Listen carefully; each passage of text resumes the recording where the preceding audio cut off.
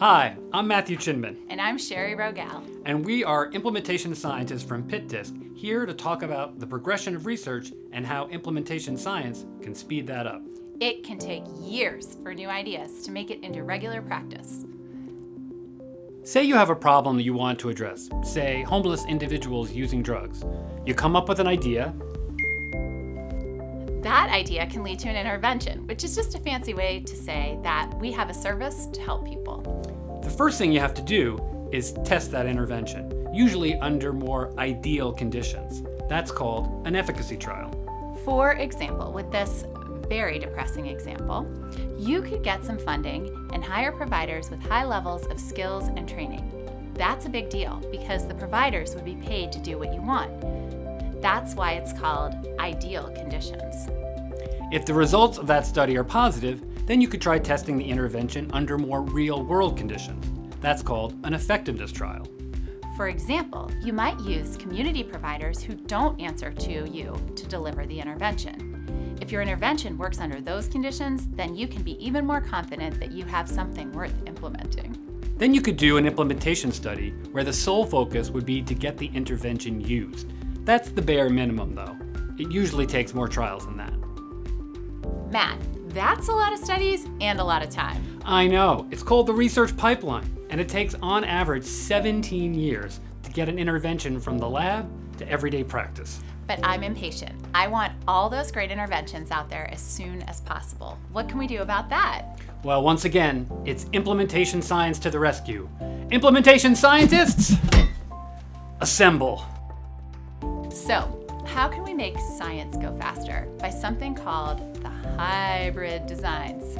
While it sounds like something out of a horror movie, Master, it's alive! It's actually a really helpful set of research tools. This was all thought up by Geoff Curran and colleagues in 2012. So there are 3 kinds of hybrid studies. They fall on the spectrum based on how much the focus is on testing to see if the intervention works or testing whether implementation works. The first is the hybrid type 1. This is on one end of the spectrum.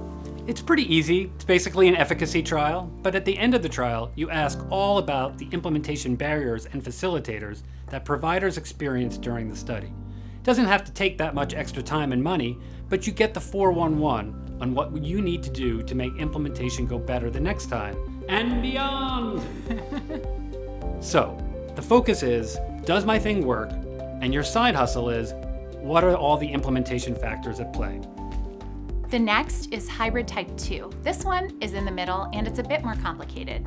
It's an effectiveness trial, testing an intervention in a more real-world setting, but at the same time, you're also testing an implementation strategy, which is a set of activities that help implementation along, like outside coaching.